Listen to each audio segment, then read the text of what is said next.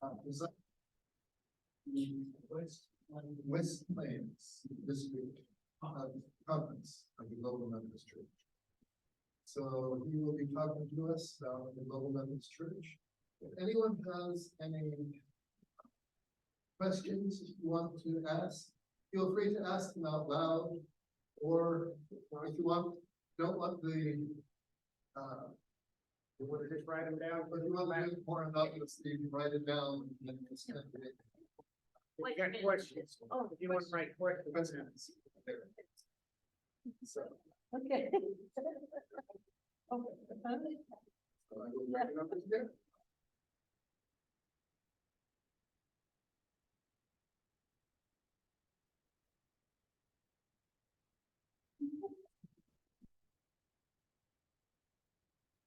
Thank you. My name is Darren, and I want to thank Mike for allowing me to come. I am the presiding elder for the North District of the West Plains Conference. And so we are an annual conference that began January 1, primarily in the old Northwest Texas Conference area. But June 1st, we took in all of the New Mexico Conference as well. And so I'll share a little bit about that. So I am a presiding elder. I am not a district superintendent. And so that's a little bit different, very different job description in that process. So, and you are welcome if you have a question, if I'm in the middle of something, and you have a question that pertains to what I'm talking about, if you'll give me a wave, I'll stop, let you ask the question. You don't have to wait until I end before you ask any questions. Because I've got a lot of information that I share, and sometimes I move from thing to thing. And you may lose your question. If you're like me, oh, they moved on. Now, what was my question that I needed? So stop me. You can interrupt me at any time to ask a question. So if it's all right, let's begin with prayer. Father, I thank you for Aztec United Methodist Church and for each of the individuals here, for its leadership, for its pastor, and I ask your blessings upon this church, that they be a shining example of your love and grace in the midst of this part of New Mexico and in Aztec itself. And we ask for your presence during this meeting.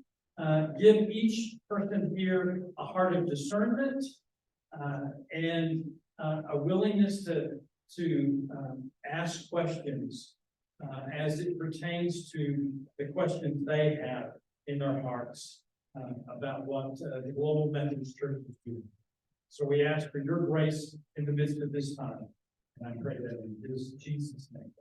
Amen. Amen. So for a Thursday night, this looks good. Tomorrow night, I'm going to be in Marvel and visiting with them. Both Marvel and Dolores are have disaffiliated, and the annual conference has made that approval. And so they're in the process of discerning where to affiliate. If they want to affiliate with the West Plains Conference or another conference. And so I'll be up there. I'm also going to spoil Brian Adams down in Farmington. You can feed him lunch. So I want to thank Doug for spoiling me for dinner tonight. So I appreciate that.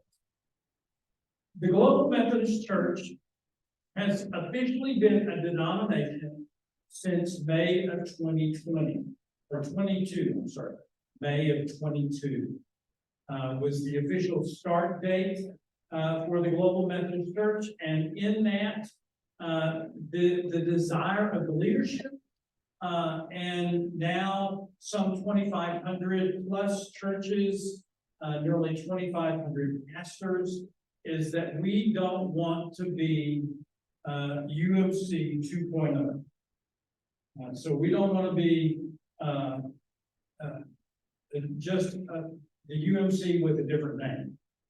And so with that, what we have done is we have taken a lot of the good things that we see in the way the United Methodist Church has been run and structures and things like that, and we have simplified it. And so that is our desire.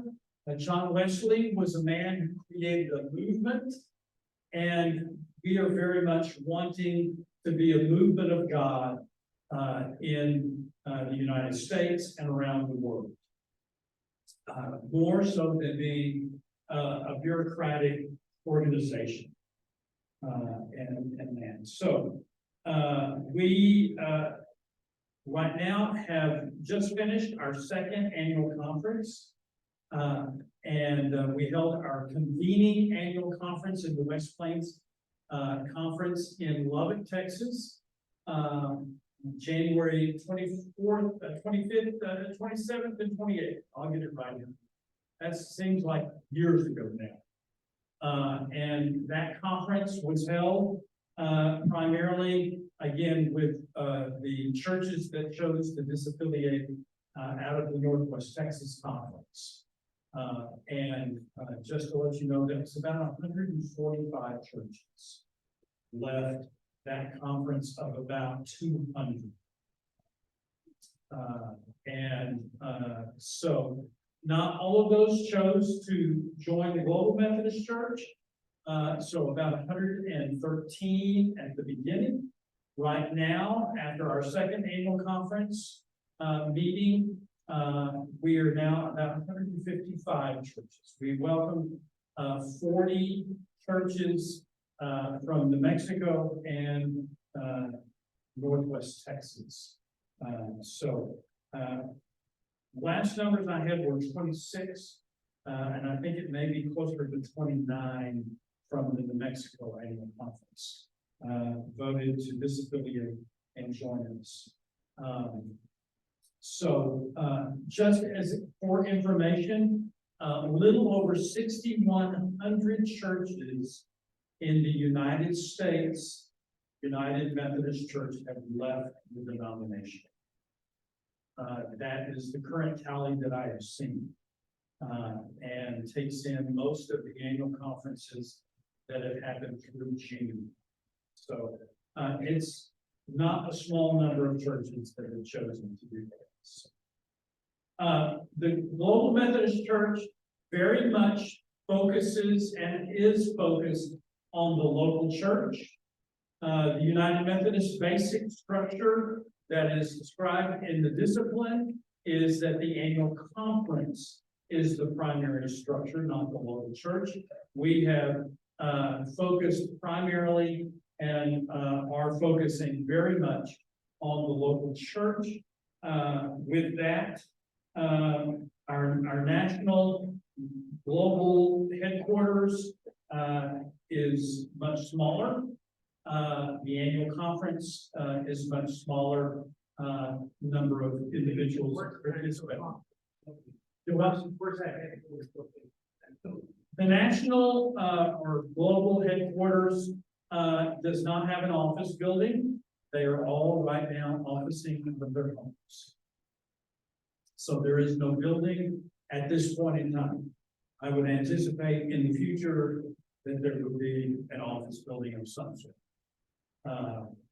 The West Plains Conference has an office in Lubbock, Texas, in a building called Pyramid Plaza. Looks like a pyramid. We're on the 3rd floor. So, and we're cheap, so we found the cheapest rent that we could find. We got brand new everything in there. In fact, they're remodeling office buildings, offices, suites in there every time I go in. Yes, ma'am. In what other ways does focusing on the local church look different from the way the UMC does it? Let me get a little further along and hopefully I'll answer that question. we focus on the local church. A lot of that is related to the amount of committee meetings in the annual conference level. Right now, we only have 4 active committees in the annual conference. We have a board of ministry. We have a connectional council, which think church council. We have a finance and administration committee. We have an episcopal. We have 2 standing committees, review and investigation, but those are the standing. That's all the committees we have. And those are minimally, I don't think any one of them has more than 10 individuals. So it is a much smaller level of oversight in that. So that means that a lot of folks who are global Methodists and in their church that may have served on an annual conference committee in the United Methodist Church are free now to invest in their local church. And very much that is where our focus is. We want people involved in ministry and changing their communities and those kinds of things. So that's on the annual conference level. The global level, right now they only have, I think they added 2 more, 7 full-time staff members. That's it. And like I said, they all office out of their home. There is a transitional leadership council of about 22 individuals that range anywhere from the United States to Africa, Philippines, Eastern Europe, and is a very global group of individuals. They are guiding the Global Methodist Church at this point until there is a convening conference, general conference, which, by the way, will probably be the fall of next year. Yes, ma'am. How many congregations of the Global Methodist Church are not in the United States at this time? You know, at this point, I do not know. We don't know. I know that they're, from hearing with Bishop Jones last weekend, there are 2 brand new annual conferences in the Philippines. We have at least 1 annual conference in Hungary and Romania. We're planting one in the Baltic states. Africa, I was shamed when I sat next to this guy at a meeting and didn't know who he was. He's on the Transitional Leadership Council from the Congo. He's already planted 45 trees. So some of them are new, not just disaffiliated United Methodist Church. Cool. My understanding of the Romania, Bulgaria, Hungary area, they walked away from their property and started with it. So, yes, ma'am. Yeah, along those lines, you mentioned earlier that 100 churches have left United Methodist. I wasn't there. That's right. You mentioned earlier 61 churches left United Methodist Church. I didn't catch if that's national or more, like what's National. and what is the approximate of congregations? That's about 20%. Yeah, it's about 20% of the United Methodist, of the United churches in the United States. And that's readily available on the United Methodist website. So it's about 6,100, and I'm thinking that's at the end of June. I don't know if they incorporated any in the July or if there's any. Just, There'll be more this year. Call conferences. just to Yes. piggyback off her again. Just to parallel, the Anglican Worldwide Communion has on their website a church locator, so you can see all the different churches around the world. Do you guys have something like that yet? Not yet. Okay. We're so new. We're still trying to figure it out. And one of the things that we will be doing for our conference is we have a website And Mike and Emma are right now trying to reformat that a little bit, to incorporate our new churches. And some conferences are doing that, some aren't. It depends on, how much staffing they have. And how much help. So right now, let me see, I have a number. There are 12 provisional annual conferences in the United States, and now we have added 2 in the Philippines. There are 8, what we're calling transitional conference advisory teams, we call them TCATs, that are in the process. One of those is in the Kansas, Oklahoma, Missouri, and Colorado area, and they're calling themselves the Heartland Conference. And so they're beginning that process as well. So yeah. Yeah, okay, I just saw a hand. So let me tell you, I saw that.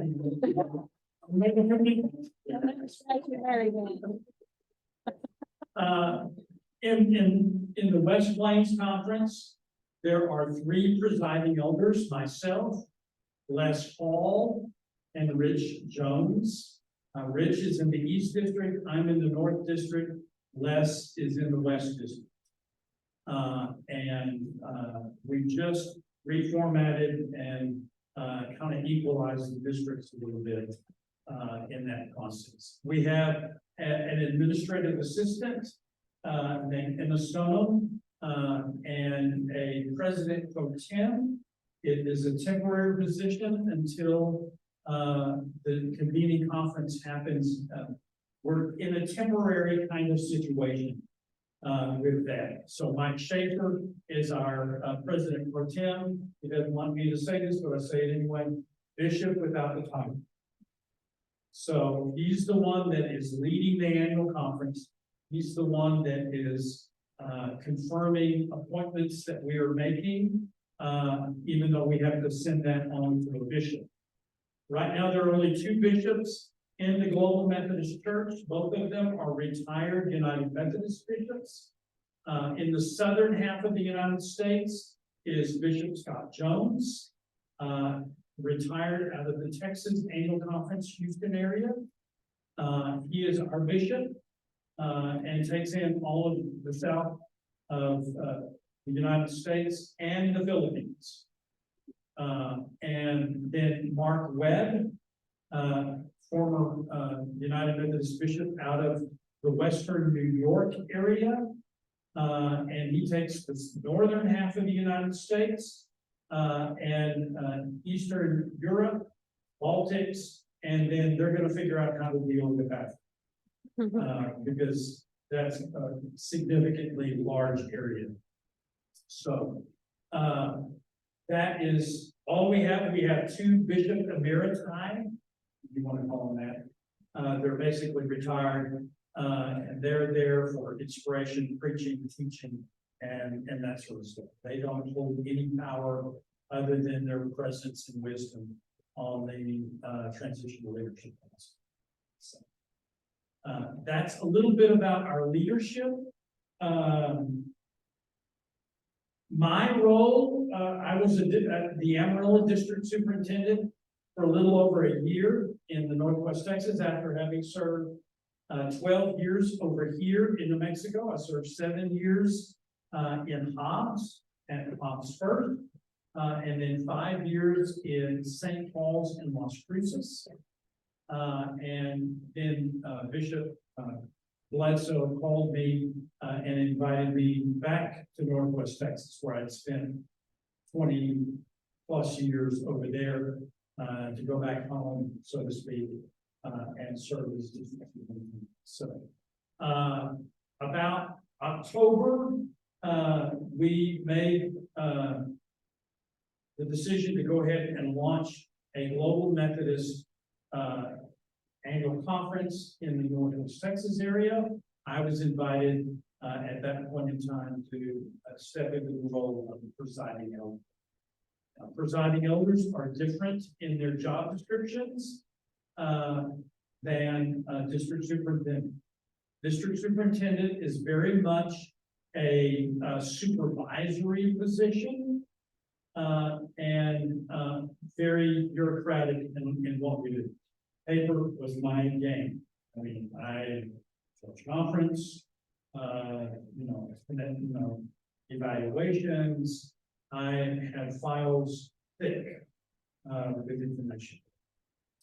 My role in the Global Methodist Church is to be less supervisory. There's still an aspect of it there, but definitely more relationship oriented, encouraging, being a resource, coaching, to be not the guy that you fear when they walk into the church and sit down for worship.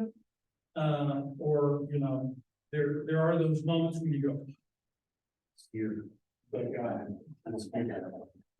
Yes. We're trying very hard to not be that. So, so part of what my job is to get to know people. If a church is struggling or wants to try something new, they call me in, and we sit down and we work through it.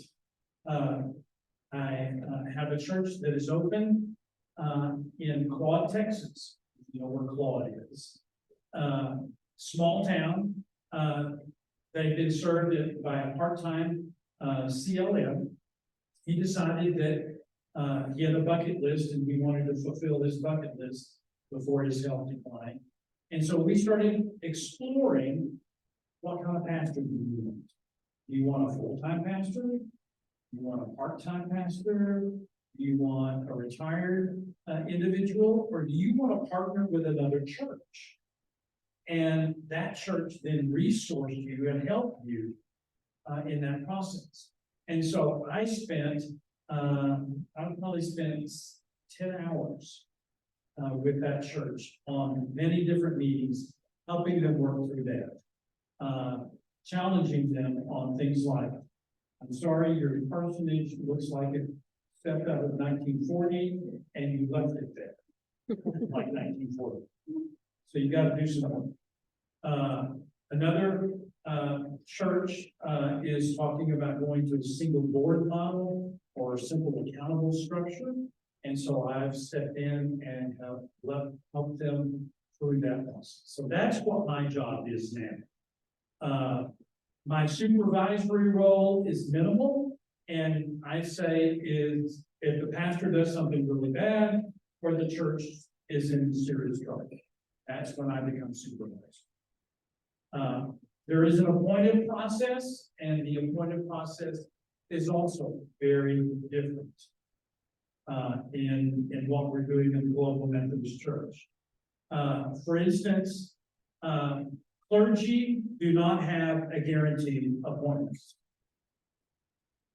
As a United Methodist, no matter how good or how bad I was an elder, I was due an appointment. Now that appointment might be wagon amount, but it will still be an appointment. In the global system, you're not guaranteed a church as a pastor. Churches will go into that process of seeking, they can ask for a pastoral change. That can happen at any point in time in the year. Gone is the, we do the evaluations in the fall, the DS shows up, has a meeting with the pastor says, I want to stay, I want to go, and then they work through the process. July 1, you get a new pastor. That's gone in the Global Methodist Church. It happens at any point in time. It is a much longer process. We had 3 churches in, go ahead. You could find the difference between global, I heard global, and my Sure. thinking about this. Can you find the difference between global and the name global was not, an original idea with the group that formed the church. The name global came from the Africans. Because the Africans had felt like in the ones that were helping to form the Global Methodist Church, had felt like they were second-class citizens in the United Methodist Church, which seemed to be more United States centric. And so they politic or said, we want this new denomination to be global in nature and not dominated by one style of thinking. Understood. So in the future, and I don't know, is United Methodist Church, the word united, going to be taken out completely, and we're going to call it global university? There's two different denominations. So the Global Methodist Church is a different denomination than the United Methodist Church. The United Methodist Church will have their own annual conference, their own general conference next year in the spring. And they'll make decisions regarding what United Methodists do. The Global Methodist Church will have theirs probably in the fall and will define who Global Methodists are in a greater way than what we currently have. We're just the Global Methodists are transition.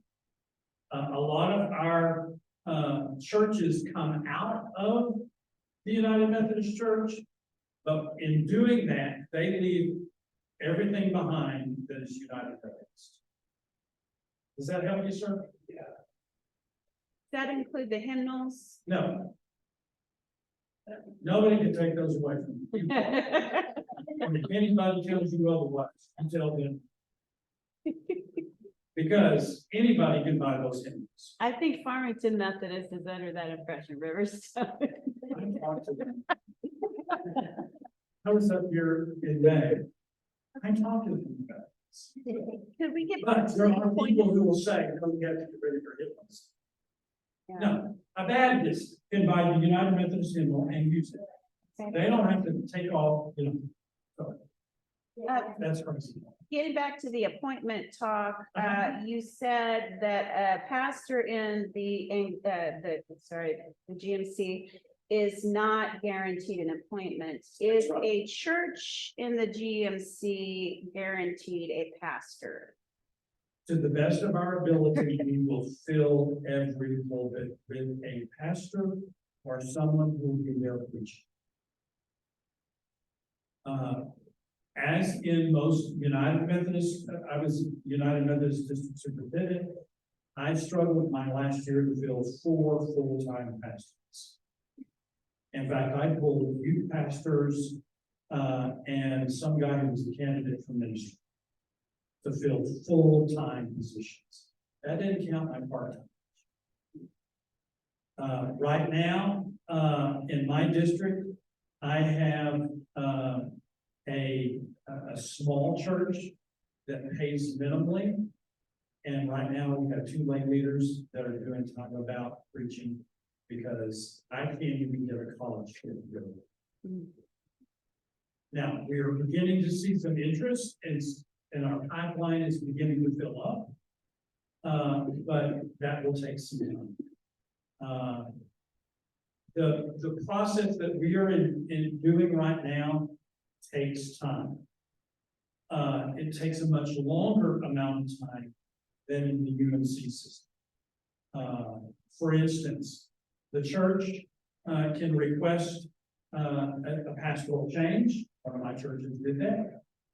A pastor can retire and say, I want to move. We don't call them retired in the global system. We call them senior status. Because there is no mandatory retirement age either. So you can be 85, if you're healthy and you can preach and you want to continue to do, you can be a pastor. If you want to move to senior status, you just move out of the appointed system. 72, that's correct. 72 is mandatory. You haven't hit that, have you? I don't think so. Yeah,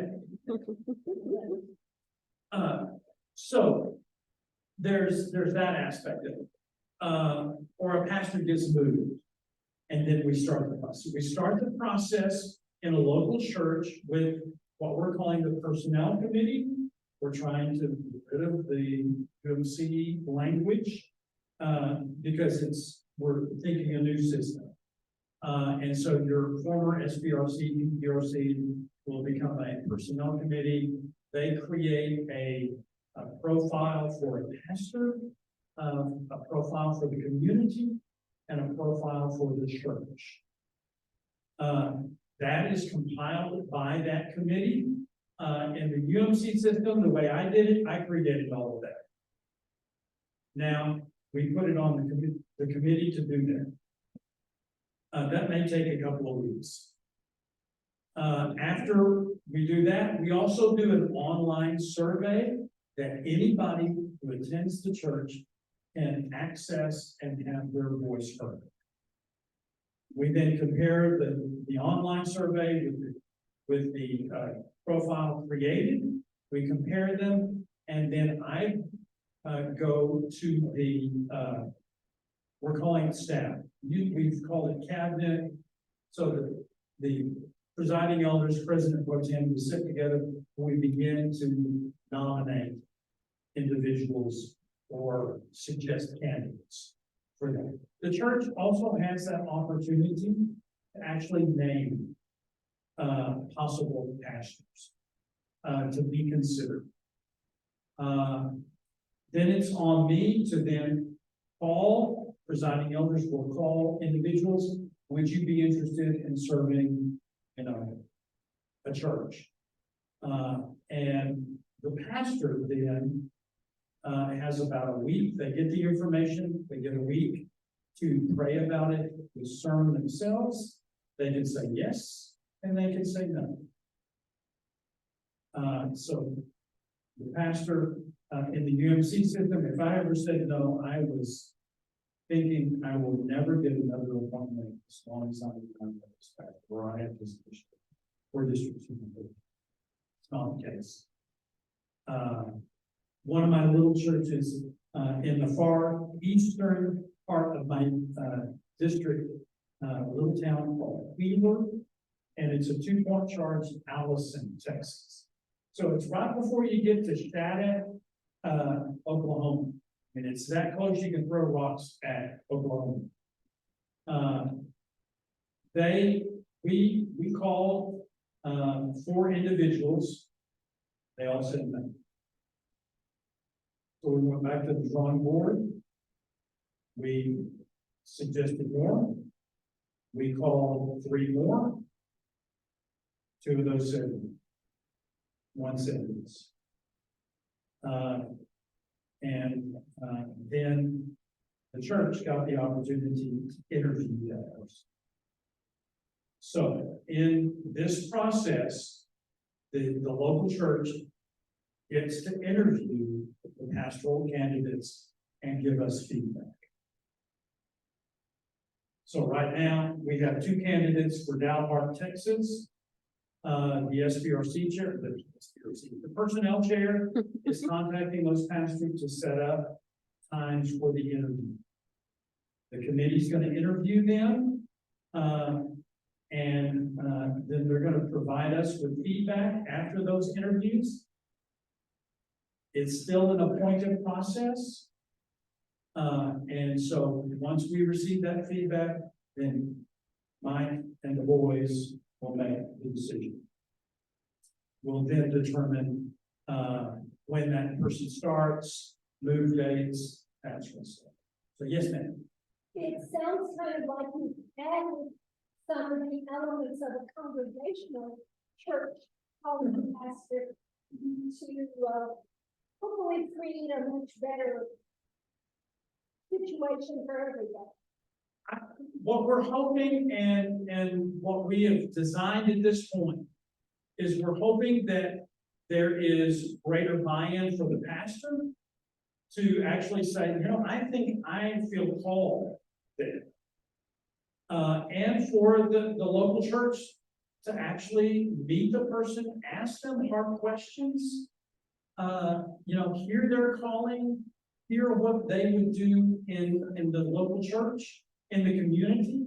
And we're hoping that, there will be longer term, pastorates. So, yeah, You said there's no guarantee appointment. that's right. What sort of, activities, events would cause a pastor to fall off of any chance of being appointed? Or maybe I shouldn't put it that hard, but just decrease the likelihood of appointment. Well, a pastor has the opportunity to say, I would be interested in so-and-so church. And, we as presiding elders can say, yeah, let's let that person interview. If they get consistently rejected, I think there comes a point when that person begins to say, maybe I'm not called to be a pastor. Well, I was thinking more like, if they preached in a certain vein or failed to use scripture or maybe did something that was particularly inappropriate, at what point do they cease to be, appointable? If a pastor were to, do something that is illegal or something like that, then, that's when supervisory presiding elder steps in. And we can very much say, you're ineligible for pastor. We won't put your name up at all. Now, they can be free to go somewhere else. Because our appointive system is not bound by conference boundaries anymore. So we've got 2 guys for Dow Park. One of those, is in Eastern Texas. So, and we've got people who are interested in coming, from Oklahoma, New York, California, because they want to be in a global Methodist church and there's none around them.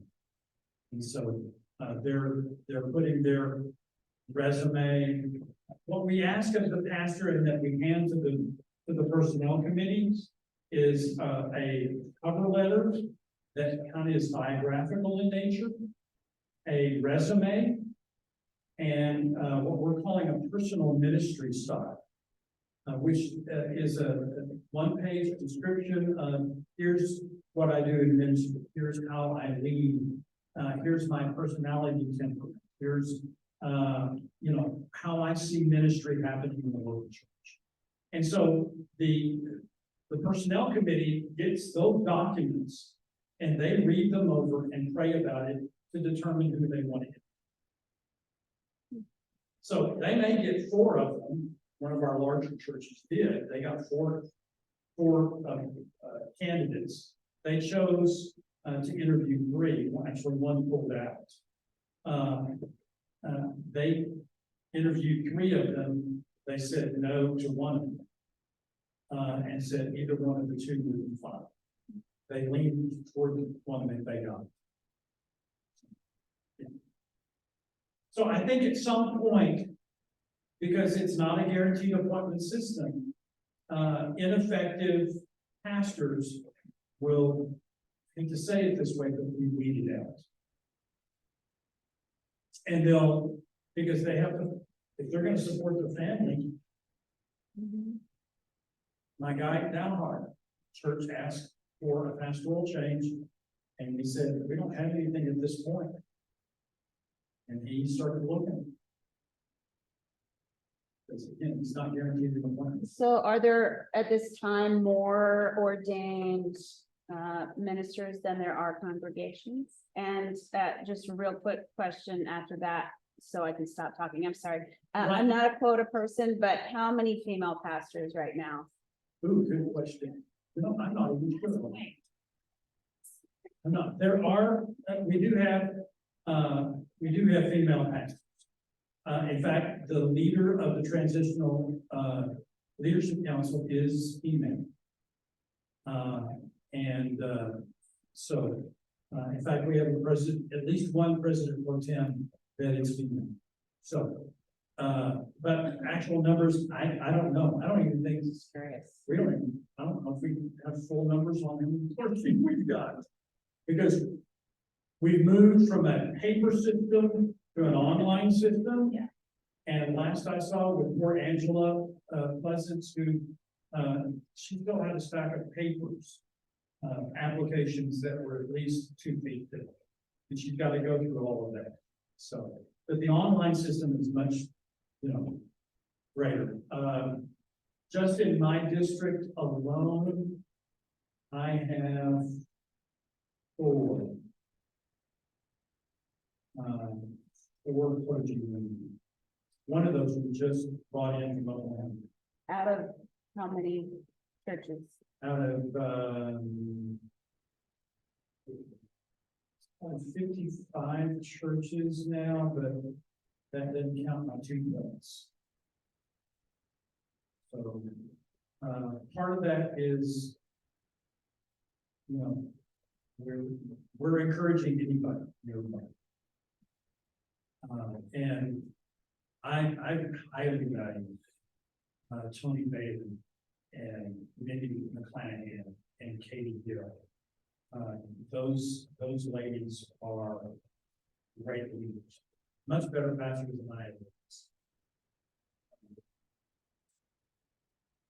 And they're in some difficult churches too. So I'll start over here and then get to you, okay? But church goes ahead and it's still because it's everybody here. When the church goes its affiliates and goes global, well, it did work on Sunday. Guys, this Wi-Fi mic, you have to put it, the angle needs to go straight into your mouth, yeah. Yeah. Yeah. Like you're swallowing.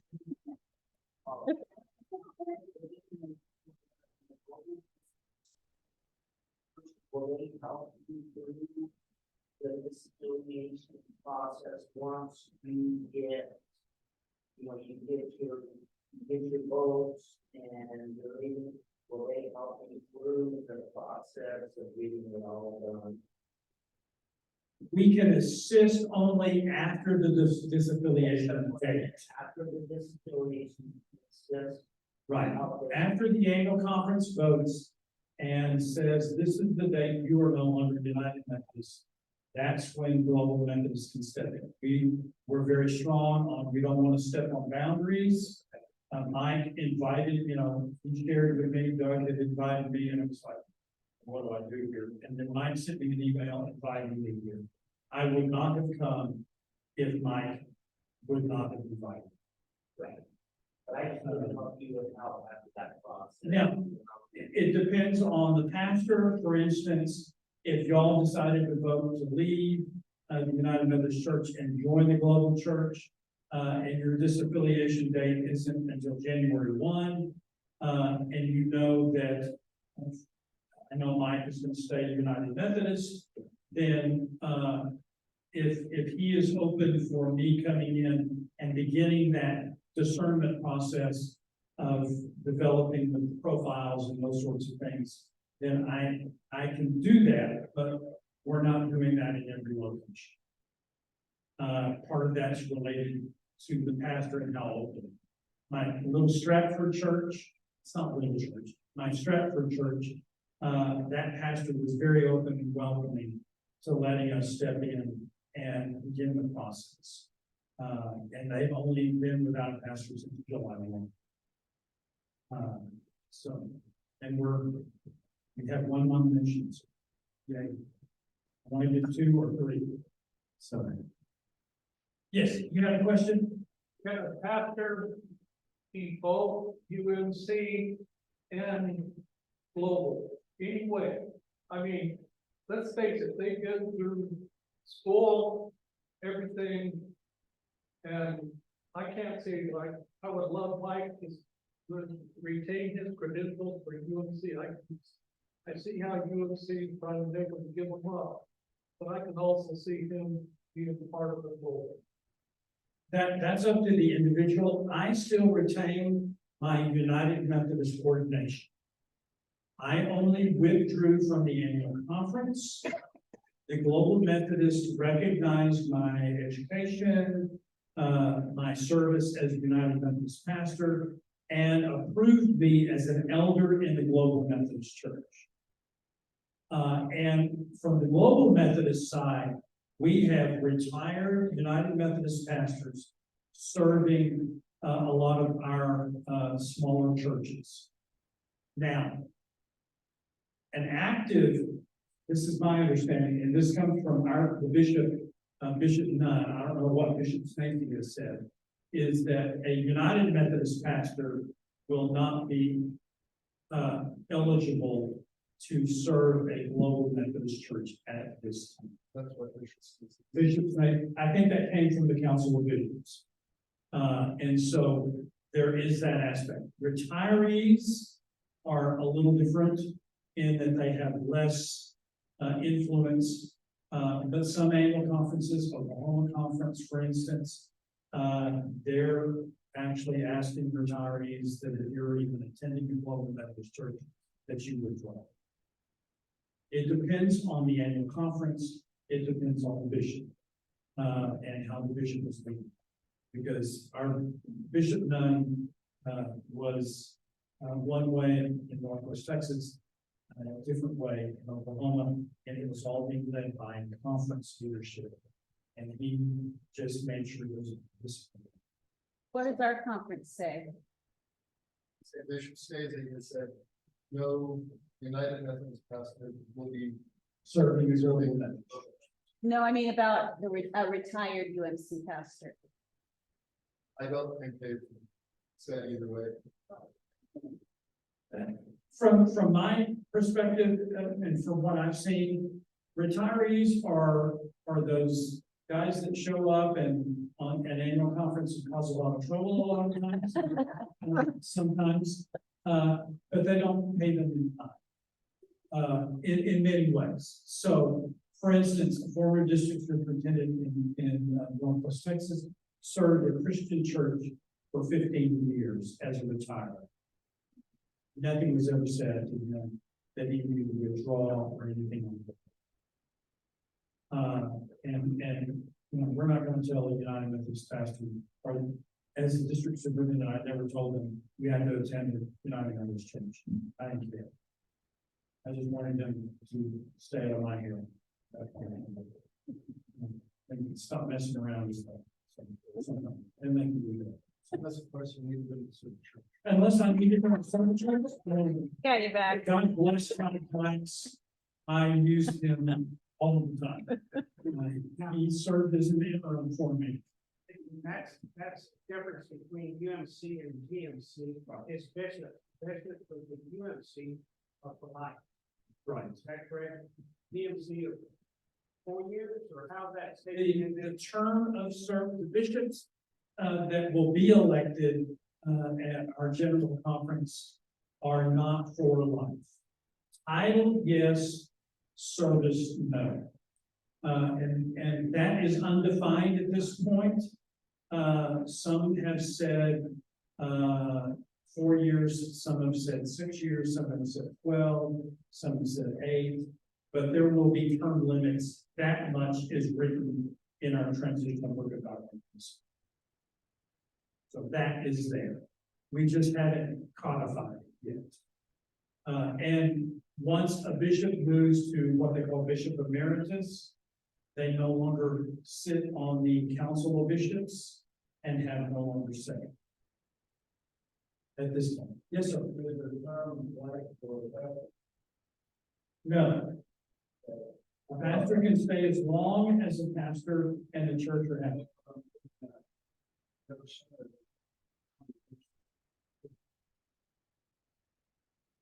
Yes, you can.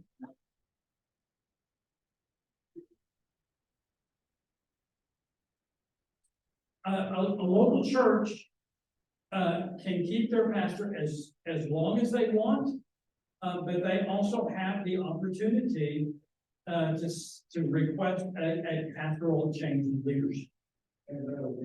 And it can be January, it can be July.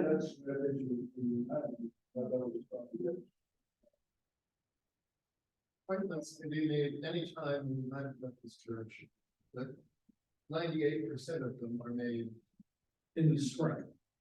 Well, as a patron, that is, many years, working in this year. Well, I would think that would be a use. So, And it may be something at this point, I mean, this is what we're living into right now. I appreciate it. Sure. Sure, That's the, yeah. It's the personnel committee is the one that makes that recommendation. It's not the church. It's that committee that makes that recommendation. And part of it will be, I'll have a conversation, you know, is it legitimate? Is it just a, you know, did he push somebody's buttons wrong and they got their underwear? anything about ministers, is being delivered to us from down, Sure. not by us. And I think the process that we, sure. I think our process that we have created, and we're, you know, again, we're building the plane as we're flying it. So we're hoping that the people that put their name as candidates for a church feel genuinely called to that church, and to that area, rather than, sometimes we were pulling straws in the United Methodist Cabinet, trying to find somebody, anybody, to go and fill that. And sometimes we were at the bottom. And did not choose the quality that might be. It may be a weakness, and, you know, 2 years from now, we may say, oh, no, we gotta do this. But right now, that's the process we're doing. So. Let me see. Oh, funding. You want to talk about funding? The GMC has a funding system that is similar to what you have been doing here in New Mexico. We call it connectional funding. And the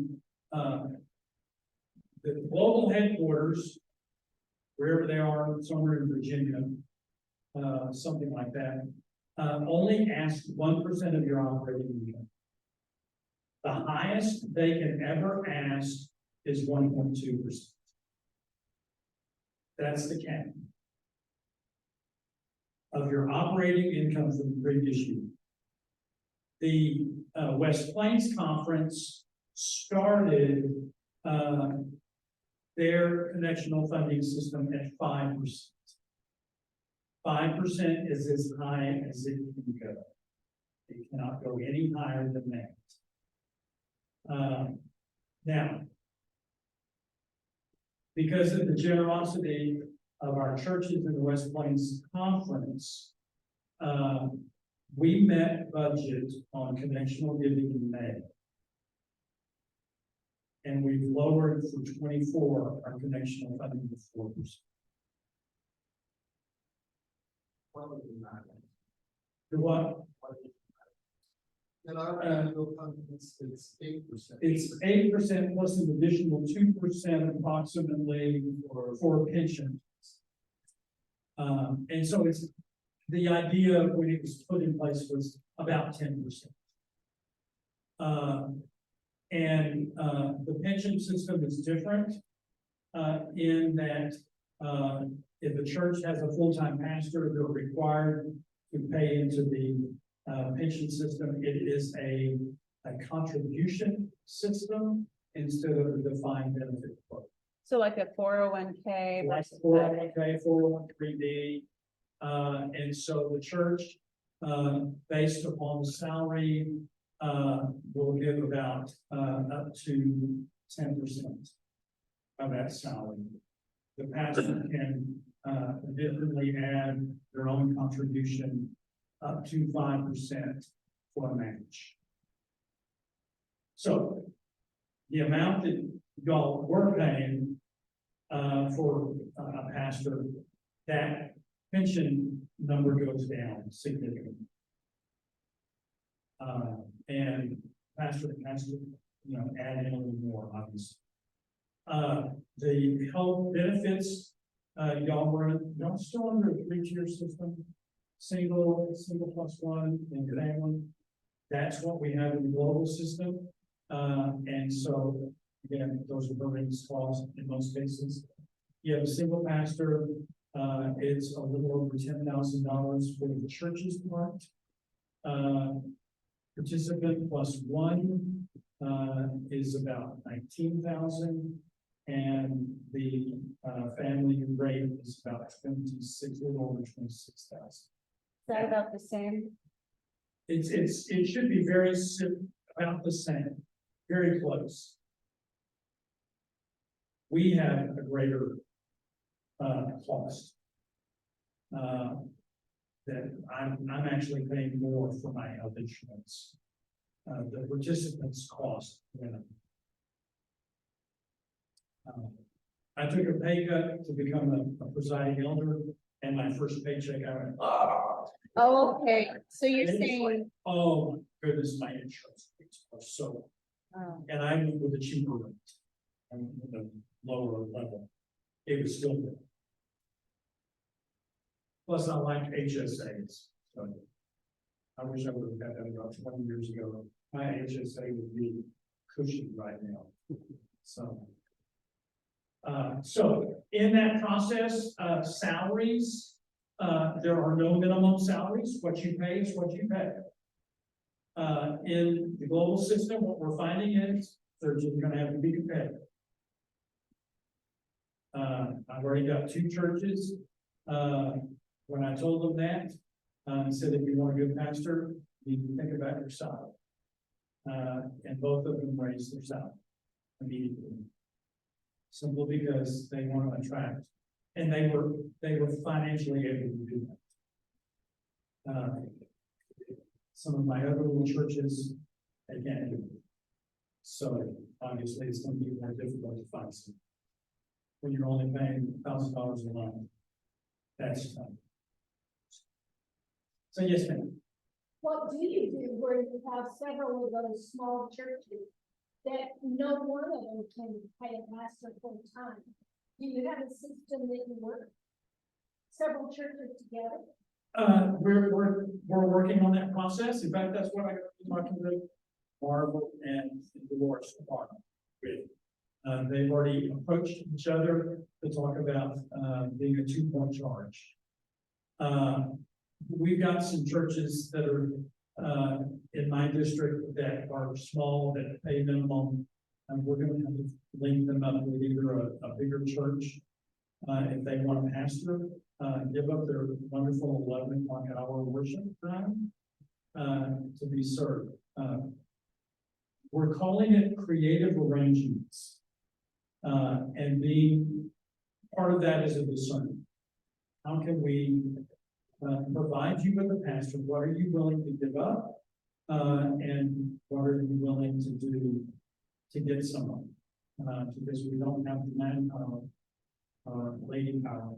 what do some of those creative arrangements look like without committing to what you're specifically gonna suggest to Dolores? I think at some point in time, with some of our smaller churches in smaller dying communities, it's gonna be once a month. There may be a pastor who has 4 churches. Or 5 churches. And so lay leaders are gonna have to step up and lead. Pastor comes in once a month to do communion and preach a fiery sermon, a great sermon, and energizes you and encourages you to go back out. And then a month later, that's the way that's the way the Methodist movement started. Started right. So I would think that at some point we're going to have to go back to that. And it's sad. It breaks my heart when I look at communities that in eastern New Mexico and in Panhandle of Texas, the communities are drying up. People are not staying. I've got a couple of churches where the average age is probably 80.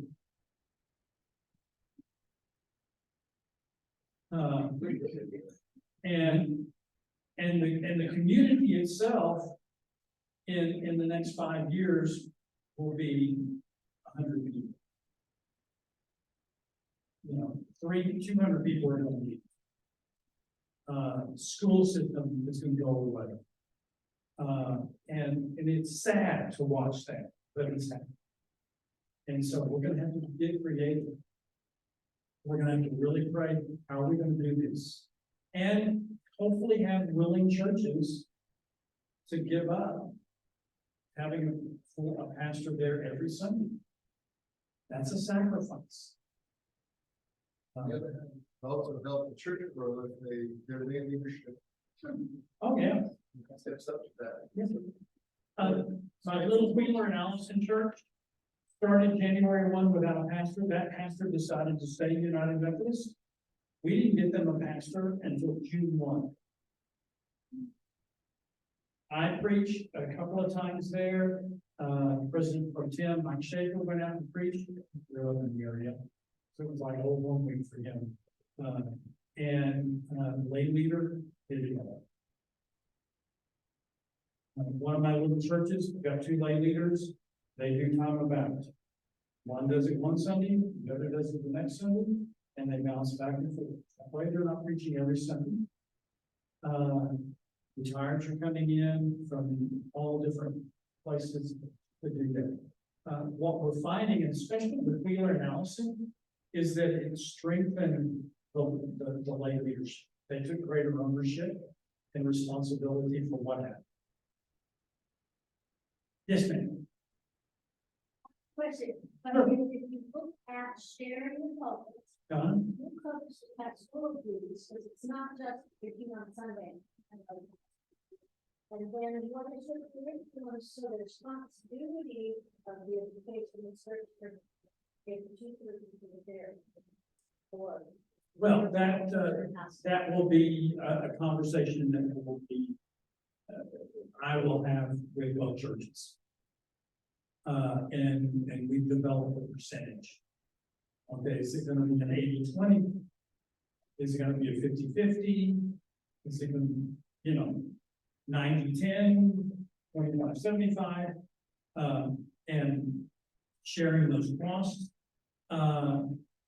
Hopefully the pastor will be a good enough leader to say, this is what I'm preaching on. And if you want to do a Sunday school class on that, then yeah. Right now, there is no official curriculum within the Global Methodist Church.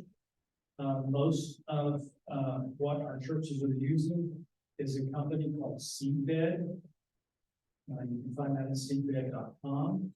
We do have an official catechism that has just been published, but you don't have to buy it. We're on the globalmethodist.org website. We download it for free because you can get it free without paying $29.95 for a little book that has the same thing for free download.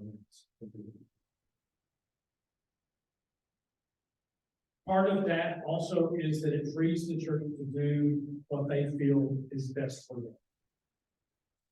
In the funding, let me go back to funding, because I want you to know that the West Plains Conference budget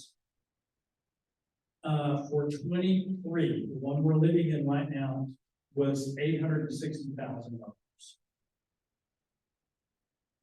In comparison, I think the 22, and you may correct me on this, the Mexico budget was a little over $2 million. It's somewhere in that. Northwest Texas was $4.2 million. So we're lean. We just approved the 24 budget of $888,000. What that means is that we're not funding a lot of stuff. For instance, missions, missionaries, agencies, and ministries. We're not doing that. The Global Methodist again wants to focus on the local church. And we believe that the local church needs to have the say in who and what they fund for ministries. So for Aztec, it would be, you know, you're gonna, if you join us, you get 5%, you know, you're not spending 5% more money to send to the conference. So what are you gonna do with that extra money? Fund ministries. Is there a food pantry that you want to support? Is there a homeless community? I mean, you can actually support it greater. Is there a missionary that you know and love and you want to support it greater? Is there a campus ministry that you want to support? You can do that. We're not going to tell you who you can and cannot fund. That's your choice. And we have been we're not going to just do that, okay? We feel like, again, it's the local church's power to do that. So if there's a missionary on your heart and you want to fund it, go for it. If you're like, we don't know who, then we'll have some recommended groups, agencies, that sort of stuff to support. But we're not going to tell you who to support and not. The bureaucracy of the top down is not in the Global Methodist Church. In fact, we supported, we just put a resolution on our connectional funding that if our connectional funding goes above we're going to create a buffer of $200,000. And anything that our churches give above that, our budget plus the $200,000, then the Connectional Council has the opportunity to figure out what they're going to do with it. Whether they support new church starts or whether they rebate it back to the church. Or support a mission. So we don't support camps, we don't support campus ministries, missionaries, we want to work the church. Or seminaries, right? Seminaries are recommended or approved. And at this point in time, I think we have 5 or 6. But any candidate for ministry can go to any school, and if the board of ministry likes what their coursework is, then they will be accepted. So there's a pre-approval process for you guys to. Now, Yeah. Asbury, sorry, to interrupt Yes. you, Doug. Asbury Seminary has recently announced that they have a church planting grant for Global Methodist Church relationship. Is the GMC open to the other direction? If the church donates to them as a ministry, might they get some pulpit supply from the seminary or some kind of, you know what I'm saying? Because that is another weakness of no connection between the two. And I don't like the seminaries we've been giving our money to, but Sure. but that it's at least been, we supply money to the seminaries and they produce future pastors that will eventually possibly see. Right. What we are doing and what we're encouraging at this point is pastors come from local churches. If you know somebody that wants to step into ministry, encourage that, develop that, help fund it. So you're in essence scholarshiping a future minister rather than, I mean, you can if you want to give directly to one of the seminaries, they'll be happy to take your money. But I don't know if they can create that relationship where there's a reciprocal With the specific church. with a specific church. Unless it's $1 million. So right now, the approved seminaries are Asbury Theological in Wilmore, Kentucky, United Theological Seminary in Dayton, Ohio, Wesley Biblical Seminary, in Jackson, Mississippi, and Truett Theological Seminary at Baylor. Baptist or funding Methodist. God is coming soon. And then there are a few others that have been announced. I think there was a Nazarene school called Bethany in Oklahoma City. It's now another name that has been approved. And they're going to continue. But it's not our ordination process and education process for clergy is not degree based. It is course based. And so you can still get an MDiv if you want it. But just so long you take all the courses that are required. We've also flattened that system in that you are a candidate for ministry moving toward deacon, still a way of doing it, and get ordained a deacon, and then do some more coursework and then more ordained. By the way, last week we ordained 12 individuals who had completed their basic course of study. They were ordained deacon and then immediately ordained.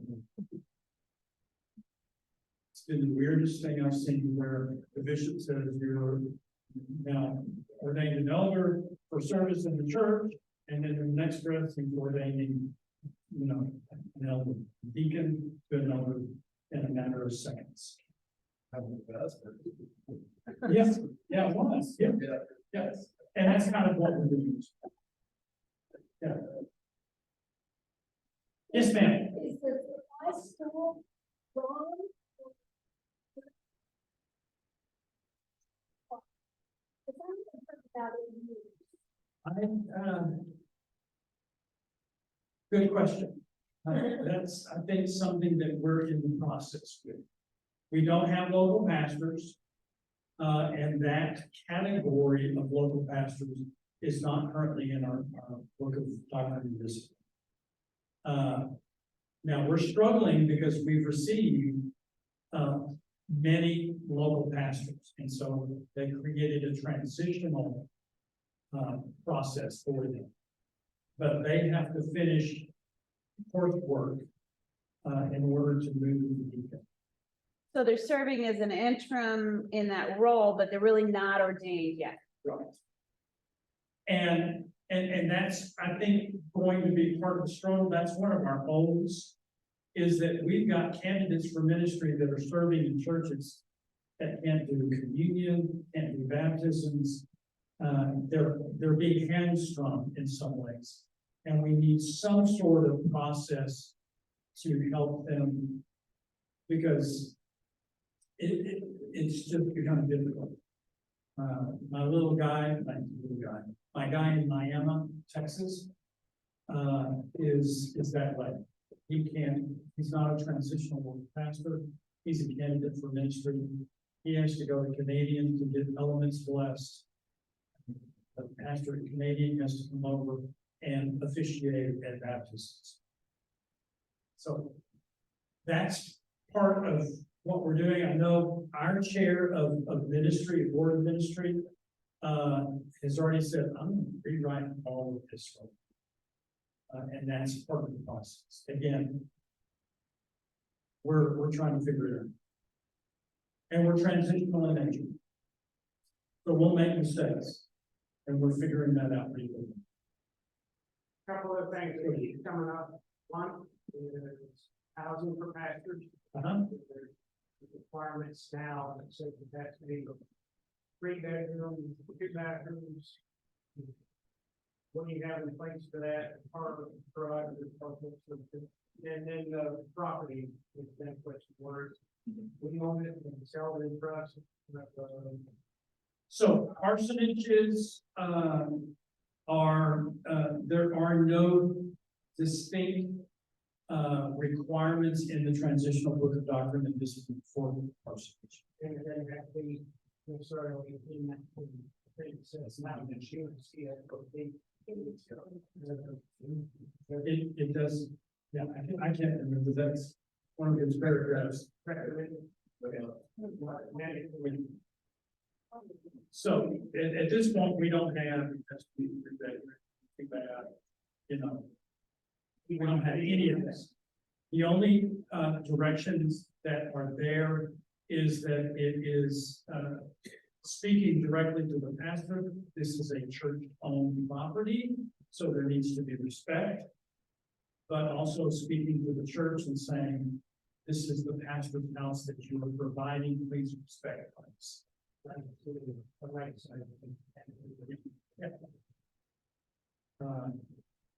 And depending on your context, obviously, you know, some towns, you can have a housing allowance to provide that. In some cases, you can't. I had one church that was wanting to get rid of their house, their parsonage, and I said, wait a second, before you think of that, how easy is it to buy a house? And what's on the market now? You know, because that can be difficult. There is some buildings, I mean, some towns, it's a tight market. And when a house comes up, it's gone.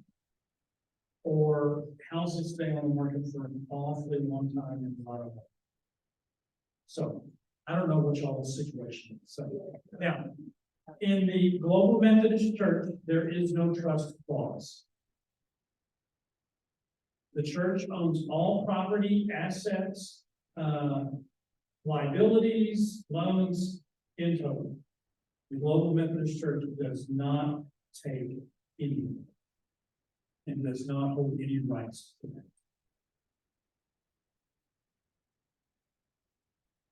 Did that answer that question? So you can do with it however you want, whatever you want. You don't have to ask permission. If 50% of the part contents of the votes for it, then they can be sold about 50. Yeah. It's the majority of the church contents. Yeah, I think so. You're up on the better than most. I know I read parts of it, but yeah, it's a simple majority to things like that. And there is charge conference. We still have that. We're just reimagining it and trying to do something very different than what the UMC system did. Being a district superintendent, and I'll tell you, probably your own district superintendent, not the new one, but the old one that you had, never read your stuff. And just collected it and gave it to their administrative assistant who filed it. And then if you needed it, we went to it. Out of the 48 churches I had in the Amarillo district, I think I read one or two. So we're doing away with that. Paperwork is minimal. So, yes, ma'am. Are we in the global Methodist, will there be a usual Methodist rituals that we always have? You know, for the baptisms, the funerals,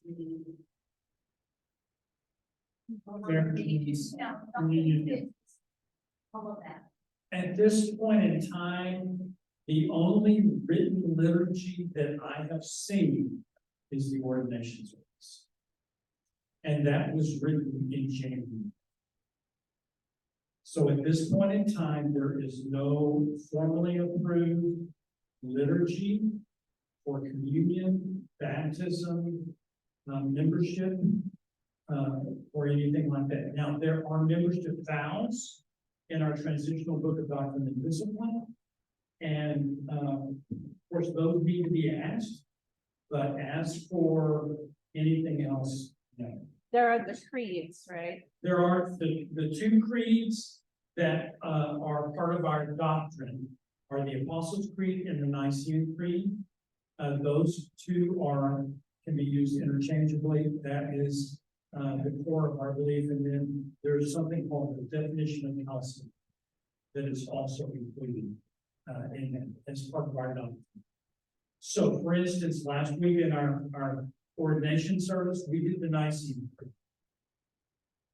Every church, almost every church that I go to and sit in a worship service, they're doing the Apostles' Creed. So- Our church said, "Phone." And you go, you're chanting to be really nice.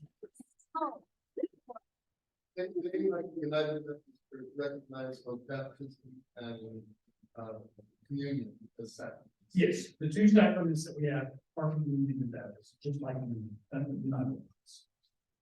So basically religions. You can use you can continue to use the rituals, in the hymn. Yeah, if you want, you know, unless you get a freewheeling pastor who wants to do all that. My church never knew what I was going to do for children for communion. Because I stole from here and there and everywhere. So some of the basics were there, but I was trying to be as creative as possible to keep people wondering what was going to happen next. Otherwise, they fell asleep.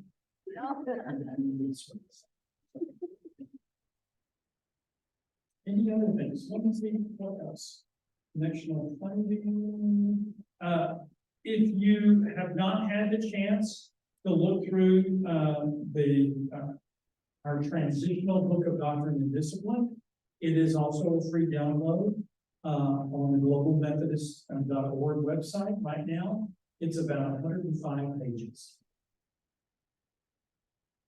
And there's paragraphs. First time I read through it, I laughed because it was like in paragraph 405, it discusses, you know, it references how we elect bishops. No 405. I have been created. It's an outline. So it's transitional in nature. We heard a rumor that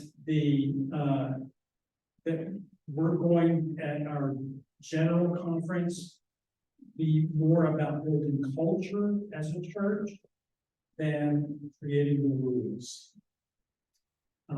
And so I don't know if that's going to happen or not, but that's when the transitional goes away. It's when general conference happens. Again, that'll be late summer, fall of 24. That's what we've heard. So we're living in a very transitional, again, build it as you fly it kind of thing. I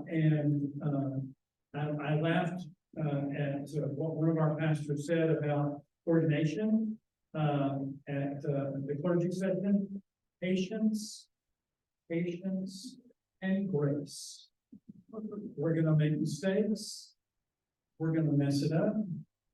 Give us patience and give us grace. Because we're living into this, and the West Plains Conference is doing it very differently than some of the other conferences. For instance, Mid-Texas and Eastern Texas, they're presiding elders for local pastors who have an area of about 10 churches. I have 55. And it covers 2 states, and they cover parts of 3 and 4. I may get a church in Oklahoma, and I may get my two churches in Colorado. Part of it is our distance. Part of it is it would be difficult to have a presiding elder in Farmington, and they have to go to Lubbock. So I go every Tuesday to Lubbock, Texas for meetings. It's only an hour and a half, so I can do that. So that's part of it. Very definitely, our desire for the local church is to preach the gospel message of Jesus Christ, salvation, and to love all people, to transform the world, to be, our mission statement says it this way: to make disciples of Jesus Christ who worship passionately, love extravagantly, and witness fully. That's what we want to live into. And, we're trying very hard to do that. By the way, our annual conference last week started Friday afternoon at 4 o'clock. We had a worship service, great preacher. You can actually go on and see that service on YouTube. We had an ordination service that evening, it started at 7 o'clock. We had a teaching session, 9 o'clock next Saturday morning. We did TED Talks. You know what a TED Talk is? 18 minutes or less. We had 3 of those that talked about worship passionately. We broke for lunch, had a concert of prayer where we prayed over the new churches. We prayed over our communities in Northwest Texas area that were ravaged by tornadoes. We had about 4 of those that got direct hits in some ways. And so we prayed for those. Then we prayed for an outpouring of God's grace and God's Spirit in our lives. We had a full altar. That 1 hour went over at least an hour and a half. We have a ministry session, think business session. It was 30 minutes. Everybody left revived, excited, having communicated, communed with each other, hugged on each other, and left to go do the summits. That's what we want to do. That's why our January session was. That's why our July session was. Hopefully, we don't have to do it again until May of next year. So that's a lot of work. So we want to be inspirational, and I've been in annual conferences. I married when I was 33 years old. My wife was excited about going to annual conference. We got there late, sat on the floor at the back of the convention center in Midland, Texas, and they started talking about insurance. I mean, we did a little opening session, and then they started talking about insurance and hospitals. And my wife leaned over and she said, "Is it going to be any more exciting than this?" I said, "No, honey, this is actually pretty exciting." It's not the case in this. We approved the budget, a couple of resolutions, we approved nominations. Talk about charge offers. Yes. Future, like the demon, Uh-huh. they have to speak totally out of the Bible, like we and stuff like that. How is that going to work? There is built into our system accountability. We are theologically orthodox. We are theologically conservative, if you want to think of it that way. We hold to the tenets of what John Wesley put in the Articles of Religion, the creeds, his sermons, very much of what the founding documents are in the United Methodist Church. But we're encouraging and holding pastors accountable for preaching these things. They agree to do that when they sign it. Now, if a pastor begins to stray from that, and it is of great enough concern, that's when the supervisor in me steps in. And if it's for instance, a pastor decides they want to do same-sex marriage, that is not what we're about. Then we would gently remind them of that, and if they want to continue to do that, we would invite them to find a place that they could serve faithfully doing that. Won't be with us.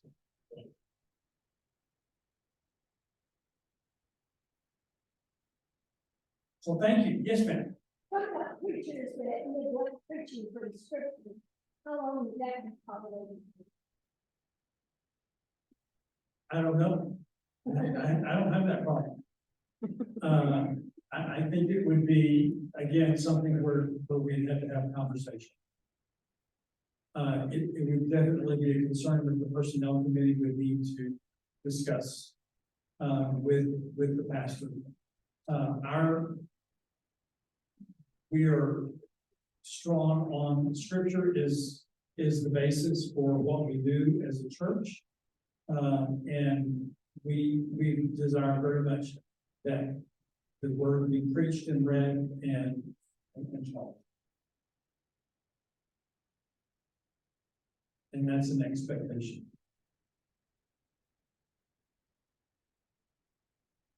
Now, we're all preachers that chase rabbits from time to time and tell stories.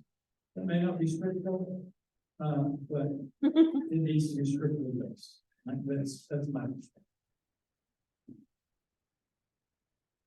And I don't tell very many stories. I'm a horrible joke teller, so my brother can tell jokes, make you laugh all day. I can't, but I tell stories from scripture. Because I think the scripture has a power to teach in ways that I can just expound on. So.